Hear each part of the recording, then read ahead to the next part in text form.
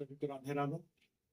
और इसके आज हम लोग आपके लिए लाए साइंस। साइंस में हम लोग आज शुरू करेंगे एक साइंस, जैसे ज्योग्राफी आप लोग का चल ही रहा है, उसी में हम लोग आज एक नया सब्जेक्ट ऐड किए हैं, साइंस को नहीं, हम लोग अब विज्ञान को भी देखेंगे। साइंस जैसे हम लोग साइंस का पढ़ेंगे, आज समझ लीजिए साइंस का कुछ हम लोग इंट्रोडक्शन देंगे, उसका परिचय संबंधित कुछ बातों को देखेंगे। इसलिए साइंस शब्द जो आया है, साइंस देखिए, साइंस शब्द क्या है, एक लैटिन शब्द है जिसका अर्थ होता है जानना। ठीक है, साइंस का अर्थ है जानना, किसी भी वस्तु के बारे में जानना, परीक्षण करना, प्रयोग करना, ये सारी बातें होता है।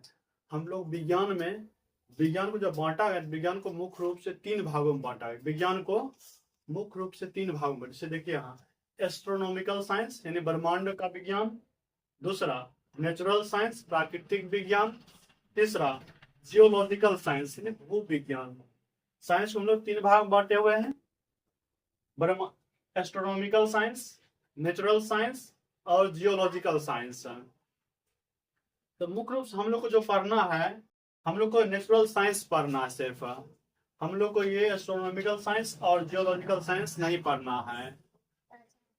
ठीक, हम लोग देखेंगे फिर नेचुरल साइंस। नेचुरल साइंस को हम लोग बांट कर पढ़ते हैं, जैसे भौतिकी, रसायन और जीव विज्ञान पढ़ते हैं, उसी के बारे में हम लोग देखेंगे। जैसे देखिए भौतिक विज्ञान है, कहा जाता है भौतिक विज्ञान के जो जनक है, भौतिक विज्ञान का जनक सर आइजक न्यूटन महोदय को कहा जाता है विश्व के संदर्भ में। तो वही जब हम लोग आएंगे भारत के संदर्भ, भारत में भौतिक विज्ञान को जो जनक हैं सीवी रमन को कहा जाता है। सीवी रमन को, सीवी रमन जी को नोबेल पुरस्कार भी फिजिक्स में मिल चुका है। फिर देखिए हम लोग आते हैं रसायन विज्ञान। रसायन विज्ञान के जनक कहा जाता है, आप लोग जानते होंगे, एंटोनियो लेवोजियर को कहा जाता है। एंटोनियो लेवोजियर को कहा जाता है, ये वर्ल्ड के संदर्भ में है। वही जब हम लोग आते हैं देखते हैं भारत के संदर्भ में, भारत के संदर्भ में रसायन विज्ञान के जो जनक हैं प्रोफेसर प्रफुल्ल चंद्र राय को माना जाता है। ये हमारा हो गया भारत के संदर्भ में। अब चलेंगे हम लोग जीव विज्ञान में। जीव विज्ञान देखिए, जीव विज्ञान भी शब्द क्या, देखिए एक और थोड़ा सा आता है नाभिकीय विज्ञान। नाभिकीय विज्ञान का जो खोज किए हैं होमो जहांगीर भाभा, आप नाम सुने होंगे बार्क का, जो एटॉमिक, भारत का एटॉमिक रिसर्च सेंटर है बार्क, इन्हीं की देन है। डॉक्टर होमो जहांगीर भाभा की ही देन क्या है, बार्क यानी एटॉमिक संस्थान। परमाणु बम बनाने में इनका, इस संस्था की बहुत बड़ी भूमिका रहा भारत के संदर्भ में। अब देख हम चले आते हैं जीव विज्ञान में। जीव विज्ञान जो शब्द है ग्रीक शब्द है। जीव मतलब जंतु और विज्ञान मतलब तो जानना, यानी जंतु के बारे में जो अध्ययन करते हैं। जैसे देखिए इसका नाम 1802 ईस्वी में, यानी किसका, जीव विज्ञान का 1802 ईस्वी में दो वैज्ञानिक, एक लेमार्क थे और दूसरा ट्रेविरेनस थे। लेमार्क और ट्रेविरेनस महोदय ने जीव विज्ञान नामक शब्द दिया। ठीक, जीव विज्ञान के जनक जो है, जीव विज्ञान का जनक कहा था अरस्तु को, आप लोग जानते ही होंगे जीव विज्ञान को जनक कहा जाता है किसको, अरस्तु को। और वही भारत के संदर्भ में, भारत में जीव विज्ञान का जनक जगदीश चंद्र बोस को कहा जाता है, या बसु भी बोलते हैं, बोस को कहा जाता है। आप 7 या 9 में पढ़े होंगे जगदीश चंद्र बोस की कहानी या स्टोरी है। वो हम लोग जीव विज्ञान को कैसे बांटते हैं, जीव विज्ञान की भी क्या शाखाएं हैं। पहला जीव विज्ञान की शाखा पढ़ते हैं जंतु विज्ञान यानी बोलते हैं, और दूसरा है वनस्पति विज्ञान, जूलॉजी और बॉटनी। जैसे आप इंटर के बाद में जब मैं साइंस लेते हैं, साइंस में देखिए आपको या तो बायोलॉजी के बाद या तो आपको जूलॉजी लेना होता है या फिर बॉटनी लेना होता है। ठीक है, ये दो सब्जेक्ट आपको किसी एक का सिलेक्शन करना होता है। वही देखिए यहाँ क्या, जंतु विज्ञान जूलॉजी हो गया, ये वनस्पति विज्ञान यानी बॉटनी हो गया, और थर्ड जो आपका कुछ माइक्रोबायोलॉजी, इसके बारे में देखेंगे। जैसे देखिए जंतु विज्ञान, जंतु विज्ञान को जनक कहा था अरस्तु को। अरस्तु महोदय अपनी एक पुस्तक लिखते हैं हिस्टोरिका एनिमिलिया नामक, हिस्टोरिका एनिमिलिया नामक एक पुस्तक लिखे। इस पुस्तक में 500 प्लस क्या करते हैं, प्रजातियों का वर्णन करते हैं। ए लड़की बैठो। इस पुस्तक में अरस्तु महोदय करते 500 प्लस प्रजातियों को वर्णन करते हैं। हम लोग 10 20 5 से 50 प्रजाति करते हैं तो उसमें कैसा होता है। यहाँ देखिए अरस्तु को अरस्तु ने अपने पुस्तक में क्या किए 500 प्लस प्रजातियों का वर्णन कर दिए। एक दो नहीं 500 प्लस प्रजाति का वर्णन किए। इस कारण से जंतु विज्ञान के जनक किसे कहा जाता है? अरस्तु को। अरस्तु का पुस्तक क्या हो गया? हिस्टोरिका एनामिलिया।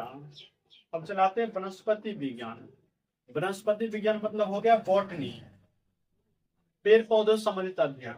यहाँ देखिए वनस्पति विज्ञान का जो जनक कहा जाता है किसको? थियोफ्रेस्टस को। ये भी बहुत बड़े वैज्ञानिक थे। इन्होंने भी एक पुस्तक लिखा हिस्टोरिका प्लांटेरियम नामक। हिस्टोरिका प्लांटेरियम नामक क्या करते हैं? एक पुस्तक लिखते। कौन? थियोफ्रेस्टस महोदय। इन्होंने भी क्या किया 900 प्लस पौधे की प्रजाति का वर्णन किया। हम लोग मुश्किल से 10-20 पौधे के नाम जानते हैं। 10 के बाद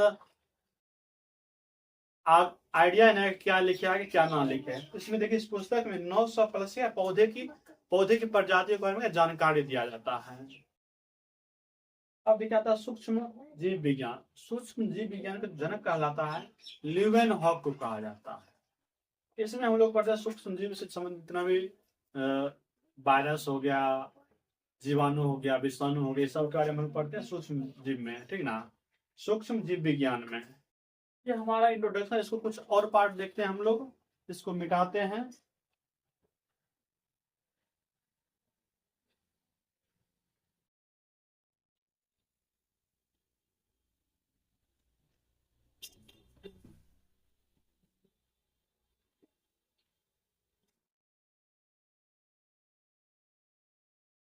हम लोग कुछ चैप्टर से महत्वपूर्ण अध्ययन देखें, जैसे कौन सी किसका अध्ययन क्या कहलाता है। जैसे देखिए आप लिख कर लाए हैं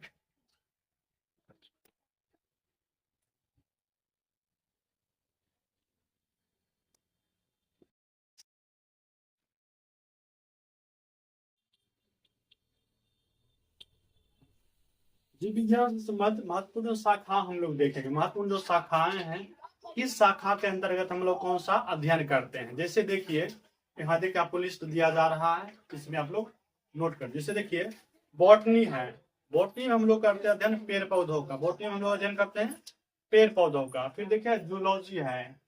जूलॉजी में हम लोग अध्ययन करते हैं पशुओं का अध्ययन करते हैं, जीव जंतुओं का। फिर देखिए माइक्रोबायोलॉजी है। माइक्रोबायोलॉजी में हम लोग सूक्ष्म जीव का अध्ययन करते हैं। फिर देखिए एम्ब्रियोलॉजी। एम्ब्रियोलॉजी मतलब होता है भ्रूण विकास का अध्ययन। भ्रूण जो बच्चे का जन्म होता है उस प्रोसेस को अध्ययन क्या कहलाता है? एम्ब्रियोलॉजी। फिर देखिए इकोलॉजी है। इकोलॉजी में पर्यावरण और जीव से संबंधित अध्ययन किया जाता है। फिर देखिए एनाटॉमी है। एनाटॉमी में शरीर संरचना का अध्ययन। शरीर की जो संरचना है, स्ट्रक्चर है, उसका अध्ययन हम लोग किसमें करते हैं? एनाटॉमी में। फिर मॉर्फोलॉजी है। मॉर्फोलॉजी में हम लोग जो अध्ययन करते हैं जीवों के आकार एवं संरचना का अध्ययन करते हैं। फिर देखिए इसी तरीके से बहुत सारा क्या है शाखाएं बांटा। जैसे देखिए हिस्टोलॉजी। हिस्टोलॉजी में हम लोग ऊतकों का अध्ययन करते हैं। जेनेटिक साइंस में हम लोग आनुवांशिकता से संबंधित अध्ययन करते हैं। इसी तरीके से आपको जो डाटा दिया जा रहा है इसको आप लोग नोट कर लीजिएगा। जैसे पैरासिटोलॉजी, परजीवियों का अध्ययन क्या कहलाता है? पैरासिटोलॉजी कहलाता है परजीवियों का अध्ययन। न्यूरोबायोलॉजी।